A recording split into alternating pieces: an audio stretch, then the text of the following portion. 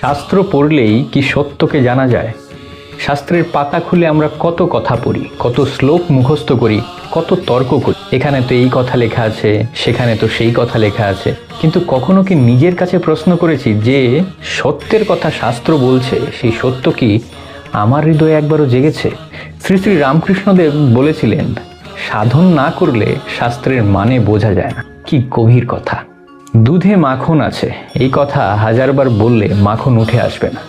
দুধকে দই পাততে হবে, দইকে মন্থন করতে হবে, তবেই নিঃশব্দে উঠে আসবে সেই মাখন। শাস্ত্রও তেমনি।